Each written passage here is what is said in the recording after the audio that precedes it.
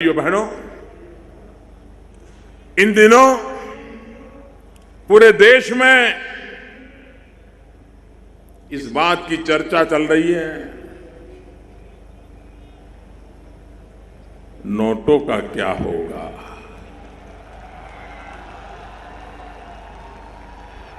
आप मुझे बताइए, 8 तारीख के पहले 100 की नोट की कोई कीमत थी क्या? 50 की नोट की कोई कीमत थी क्या? 20 की नोट की कोई कीमत थी क्या?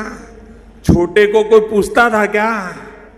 हर कोई बड़ों को ही पूछता था, 1500, 1500, 1500। 8 तारीख के बाद देश देखिए 100 का मूल्य कैसा बढ़ गया, कैसी ताकत बढ़ गई, उसकी जान आ गई। भाइयों बहनों, जैसे 8 तारीख के पहले बड़ों की पूछ होती थी, 1000 और 500 की ही गिनती गिनी जाती थी, 20, 50, 100 को कोई पूछता नहीं था, छोटे की तरफ कोई देखता नहीं था। 8 तारीख के बाद बड़ों की ओर कोई देखने को तैयार नहीं है, सब छोटे के लिए तैयार हो गए हैं। भाइयों, ये फर्क आया है। और जैसे बड़ी नोट नहीं, छोटी नोट की ताकत बड़ी है, बड़े लोग नहीं, छोटे लोगों की ताकत बढ़ाने के लिए ये बहुत बड़ा फैसला मैंने किया। देश का गरीब, देश का सामान्य मानवी, जैसे 100 रुपये की ताकत बढ़ गई, वैसे गरीब की ताकत बढ़ाने के लिए ये मैंने काम किया है। आप कल्पना कर सकते हैं भाइयों, आपने देखा होगा, कुछ भी खरीद करने जाओ, कच्चा बिल की पक्का बिल मांगोगे तो छोटा व्यापारी भी कहता है नहीं बिल में लेना है तो दूसरी दुकान पे जाओ, कैश देना है तो ले आओ। ऐसा ही चला। मकान चाहिए, मकान वाला कहता है चेक में इतना, रोकड़े में इतना।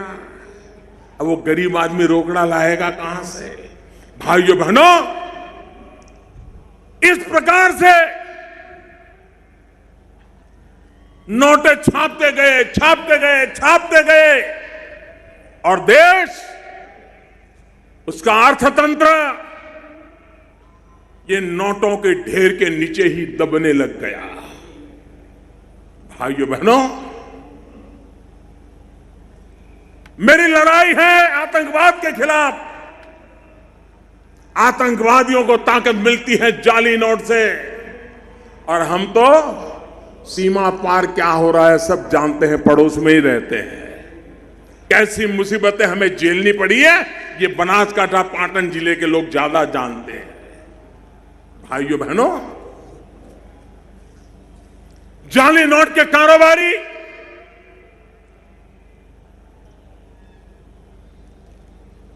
हिंदुस्तान में जितनी हो हल्ला है ना, उससे ज्यादा बाहर है, जाली नोटों के कारोबारियों में बाहर है। नक्सलवाद, सारे नौजवान सरेंडर होकर के वापिस आने लगे हैं। हर किसी को लगता है अब मुख्य धारा में वापिस आना चाहिए। आतंकवादियों को जहां से ताकत मिलती थी, उन रास्तों को रोकने में सफल हुए। ये जाली नोट का कारोबार, उसका मृत्युगंठ एक निर्णय से किया है भाई। भ्रष्टाचार, काला धन, ये भ्रष्टाचार और काले धन में पीड़ा किसको होती थी? किसी बेईमान को न भ्रष्टाचार से परेशानी थी, न काले धन से परेशानी थी।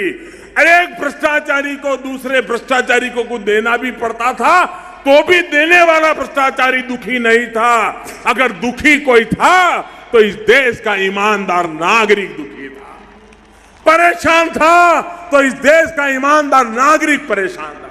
70 साल तक इन ईमानदार लोगों को, 70 साल तक इन ईमानदार लोगों को आपने लूटा, आपने परेशान किया, उसको जीना मुश्किल कर दिया। आज मैं जब ईमानदारों के साथ खड़ा हूं तो अब ईमानदारों को भड़काया जा रहा है। और मुझे खुशी है, मेरे ईमानदार देश के नागरिकों ने लाखों भड़काने के बावजूद भी सरकार के इस निर्णय का साथ दिया है। मैं 125 करोड़ देशवासियों को सत सत नमन करता हूं कि इतना बड़े काम में उन्होंने मेरी मदद की। भाइयों बहनों,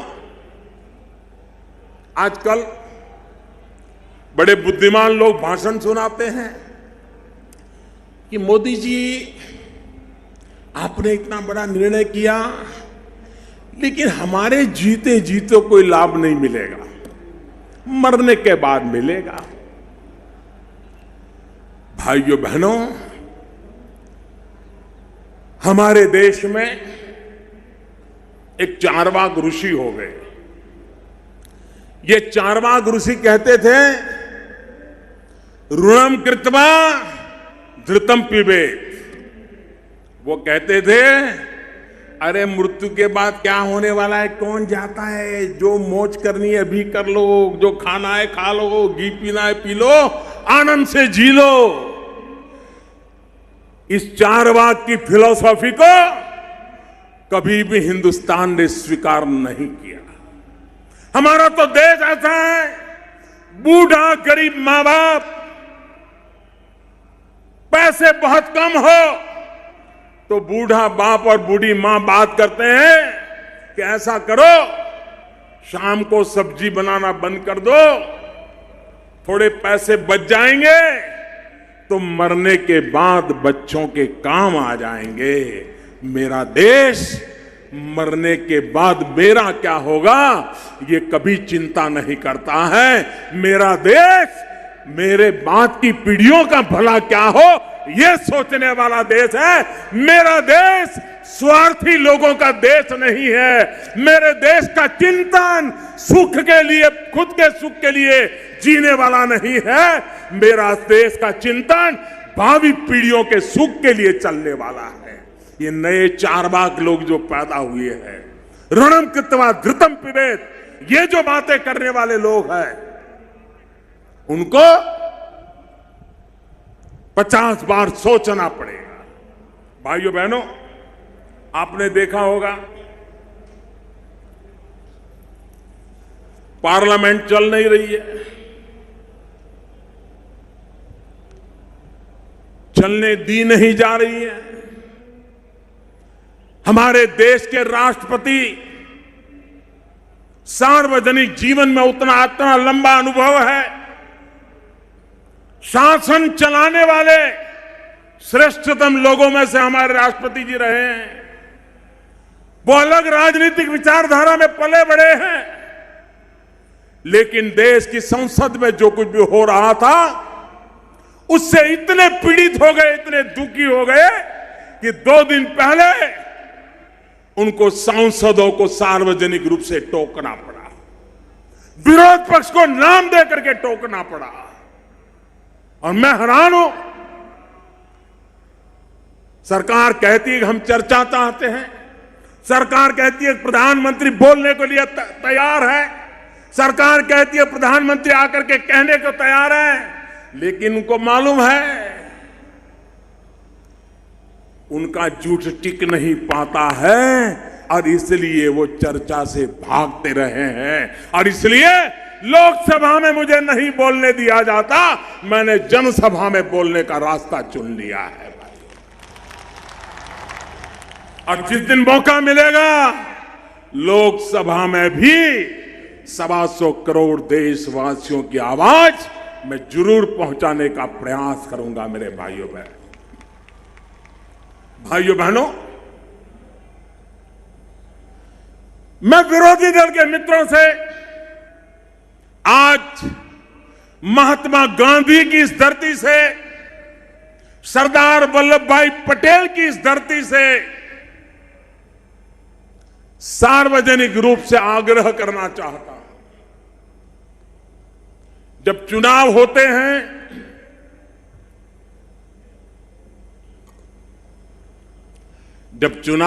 हैं हम सभी दल एक दूसरे के खिलाफ बोलते हैं, आरोप प्रत्यारोपण करते हैं, अच्छी और बुरी नीतियों की चर्चा करते हैं, हर प्रकार से अपने विरोधियों पर जैसा मार कर सकते करने की कोशिश करते हैं। सभी दल करते हैं, भारतीय जनता पार्टी भी करेगी, कांग्रेस भी करेगी, बाकी सब छोटे मोटे दल भी सब करते हैं। लेकिन सभी पार्टियां एक काम जरूर करती है। क्या? मतदाता सूची को ठीक करना, अधिकतम लोग मतदान करने आए इसकी चिंता करना, मतदाताओं को कैसे बटन दबाना वो सिखाना सभी दल करते हैं। एक तरफ तो नीतियों का विरोध करते हैं, दूसरे को पराजित करने की ताकत लगाते हैं, लेकिन दूसरी तरफ सब मतदाता सूची पे ध्यान देते हैं, इलेक्ट्रॉनिक वोटिंग मशीन पे ध्यान देते हैं, अधिक लोग मतदान करने के लिए आए इस पर ध्यान देते हैं। क्यों? क्योंकि लोकशाही हम सबकी जिम्मेवारी है। मैं विरोध पक्ष के मित्रों से कहना चाहता हूं, आप ये तो नहीं कहने की हिम्मत कर रहे हो कि मोदी 1000 और 500 वाला नीट वापिस ले लो, क्योंकि आपको मालूम है जनता का मिजाज बदला हुआ है। हां, कुछ लोगों ने कहा अच्छा मोदी जी ये तो ठीक है, लेकिन ऐसा करो एक हफ्ते के लिए रोक लो। क्यों भाई? ये हफ्ते में कौन सा जादू होने वाला था? ये एक हफ्ता रोकने के इरादा क्या था? लेकिन कोई दल ये नहीं कहता है कि निर्णय को रोल बैक करो। सब दल कहते हैं ठीक से लागू करो। मैं सभी दलों से कहना चाहता हूं कि जैसे चुनाव में हम एक दूसरे का घोर विरोध करते हैं, लेकिन मतदान बढ़ाने के लिए मेहनत करते हैं, मतदाता सूची के लिए मेहनत करते हैं, इलेक्ट्रॉनिक मशीन की ट्रेनिंग के लिए मेहनत करते हैं। आज समय की मांग है कि आप खुल करके मेरा विरोध करिए, मेरी आलोचना करिए, लेकिन लोगों को बैंकिंग सिखाने के लिए काम कीजिए, इलेक्ट्रॉनिक पद्धति से पैसे कैसे लिए जाते दिए जाते ये सिखाइए। हम सब मिलकर के देश को भाग्य बदलने का एक ऐसा उत्तम अवसर आया है, हम सब उसको काम करें और आप भी फायदा उठाइए। मुझे खुशी होगी मेरे विरोधी दल के लोग जन जन को इस काम में लगा करके अगर राजनीतिक फायदा उठाते हैं तो देश का भला हुआ, इसका मुझे आनंद होगा भाइयों। अरे राजनीति से ऊपर राष्ट्रनीति होती है, दल से बड़ा देश होता है। भाइयों बहनों, गरीबों पे बातें करना अलग होती है, गरीबों के लिए नीतियां बना करके कठोरता से लागू करने के लिए समर्पण का भाव लगता है, और समर्पित भाव से आज ये सरकार आपकी सेवा में लगी है। भाइयों बहनों, मैंने पहले दिन से कहा है, ये निर्णय मामूली नहीं है मेरे भाइयों बहनों, बहुत मुश्किल बड़ा निर्णय है, कठिन निर्णय है। और मैंने कहा था बहुत तकलीफ पड़ेगी, मैंने कहा था मुसीबत आएगी, और 50 दिन ये तकलीफ होगी ही होगी, और तकलीफ रोजमर्रा थोड़ी बढ़ती भी जाएगी, लेकिन 50 दिन के बाद मैंने हिसाब किताब लगाया है, वो एकदम से धीरे धीरे धीरे धीरे करके पहले जैसी स्थिति की तरफ आगे बढ़ेगा। 50 दिन तक ये कठिनाइयां रहने वाली है। 50 दिन के बाद आप भी देखेंगे कि धीरे धीरे धीरे आपकी आंखों के सामने परिस्थितियां सुधरती नजर आ जाएगी। भाइयों बहनों, देश भ्रष्टाचार से मुक्त करने का एक महत्वपूर्ण कदम है। और कुछ लोग, आपने देखा होगा इन दिनों सरकार बराबर पीछे लग गई है, बैंक वाले जेल में जा रहे हैं, बड़े बड़े गड्ढे लेकर के भागे हुए लोग जेल जा रहे हैं, चारों तरफ उनको लगा था कि ठीक है मोदी जी 1500 की बंद कर देता है हम पिछले दरवाजे से कुछ कर लेंगे, लेकिन उनको मालूम नहीं था मोदी ने पिछले दरवाजे पर भी कैमरे लगाए हुए हैं। ये सब के सब पकड़े जाने वाले, कोई बचने वाला नहीं है। 2 महीना, 3 महीना, 6 महीना, जिन्होंने भी 8 तारीख के बाद नए पाप किए हैं वो तो किसी हालत में बचने वाले नहीं है भाइयों बहनों। उनको सजा भुगतनी पड़ेगी। 125 करोड़ देशवासियों के सपनों को चूर चूर करने का पाप जिन्होंने किया है वो बचने वाले नहीं है। ये मैं देशवासियों को विश्वास दिलाना चाहता हूं। भाइयों बहनों, आपने मुसीबत झेली है, तकलीफ झेली है, अभी भी झेलनी है। आपका आशीर्वाद देश के लिए, और जो लोग कहते हैं ईमानदार लोग लाइन में खड़े हैं, ईमानदार अपने लिए नहीं खड़ा रहता है, वो देश के लिए खड़ा रहता है। भाइयों बहनों, वो देश के लिए खड़ा रहता है। और इसलिए दूसरा, आज जमाना बदल चुका है भाई। एक जमाना था, हमारे दादा दादी, उनसे सुनेंगे तो बताते थे कि हमारे जमाने में तो चांदी का गाड़ा ना पहिड़ा जोड़ो रुपयो तो एम के अपने कि बैलगाड़ी के पहिए जितना बड़ा रुपया चांदी का हम देखते थे, उपयोग करते थे। भाइयों बहनों, ये चांदी के रुपये से बदलते बदलते बदलते कितनी मेटल बदल गई, तांबा आया और आया, न जाने क्या क्या आया, और धीरे धीरे करके हम कागज में चले गए कि नहीं चले गए। अब याद आता है कि चांदी का रुपया होगा तभी रुपया माना जाएगा, याद आता है क्या? अब वो रुपया कागज का भी हमारे जिंदगी का हिस्सा बन गया।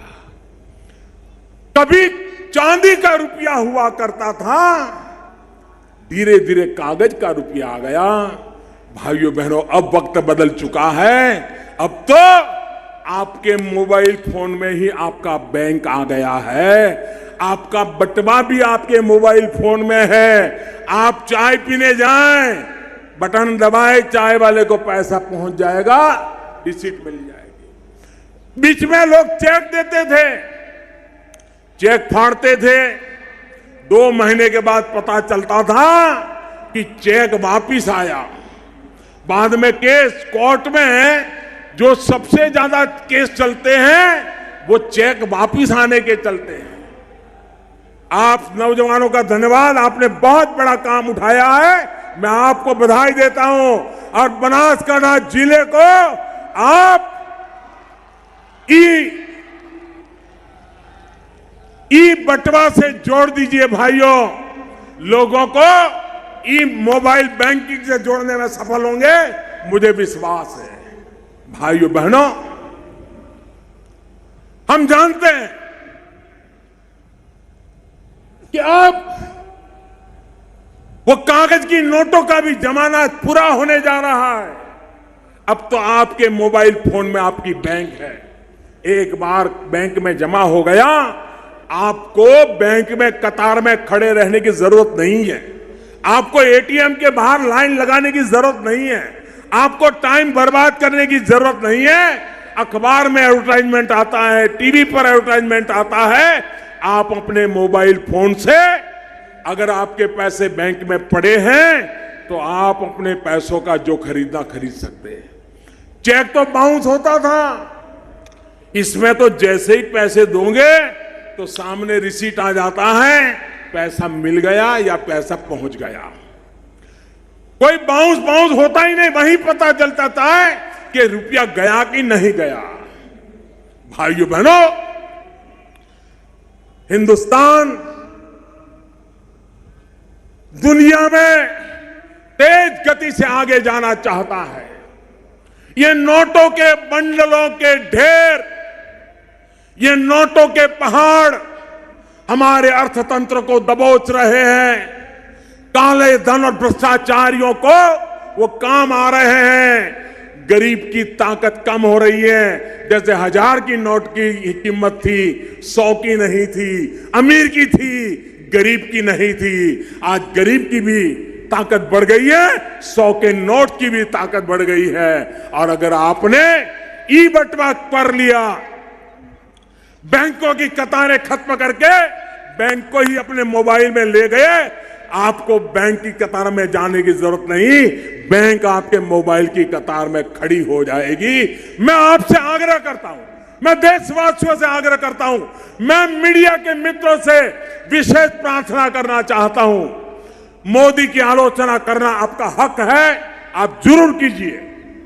कतार में जो खड़े रहे हैं, उनको तकलीफ हो रही है, वो आप दिखाते हैं, मुझे कोई शिकायत नहीं है।